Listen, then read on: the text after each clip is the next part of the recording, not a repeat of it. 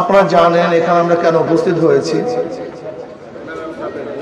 বিভিন্ন জায়গাতে ধর্ষণ বেড়ে গেছে, খুন খারাপি, চুরি ডাকাতি বৃদ্ধি হয়েছে। এর কারণটা কি?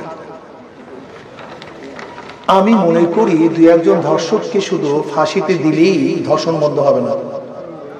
ধর্ষণ কেন হচ্ছে এই কারণ উদ্ঘাটন করতে হবে।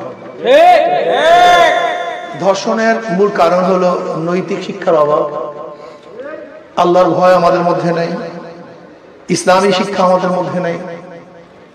ধর্ষণের মূল কারণ হলো ধর্ষণের প্রতি উৎসাহিত করা হচ্ছে। যারা ধর্ষক তারা বিচারের আওতায় আসছে না, তাদের বিচার হচ্ছে না। ধর্ষণ করার পরও নিরাপদে হাঁটছে। জাহাঙ্গীর ইউনিভার্সিটিতে 100 ধর্ষণ করার পর সেঞ্চুরি পালন করছে। জাহাঙ্গীর ইউনিভার্সিটিতে 100 ধর্ষণ করার পরে সেঞ্চুরি পালন করছে, অথচ সেই ধর্ষক আজও গ্রেপ্তার হয়নি, আজও তাকে বিচার করা যায়নি। হলগুলিতে ধর্ষণ হচ্ছে। আমরা কি দেখেছি যে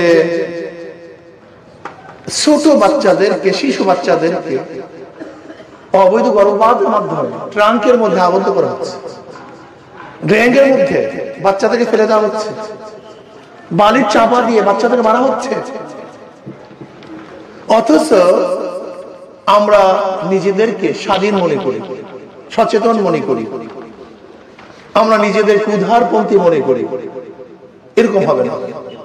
আমি মনে করি নৈতিক শিক্ষা দিতে হবে, ইসলামী শিক্ষায় শিক্ষিত করতে হবে, ইসলামী আইন বাস্তবায়ন করতে হবে।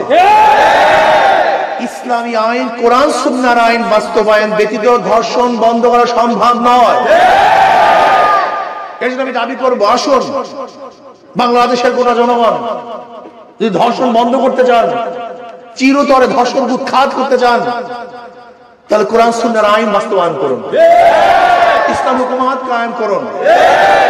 ধর্ষকদের আশ্রয় নয়, তাদেরকে বিচারের আওতায় নিয়ে আসেন। আমি অন্তর্বর্তী সরকারকে বলবো, যদি এই ধর্ষকদের বিচার না করা হয় তাহলে বাংলাদেশের জনগণ এমন আন্দোলন করবে যে আন্দোলনের মাধ্যমে তারা নিজেরাই বিচার হাতে তুলে নিতে বাধ্য হবে।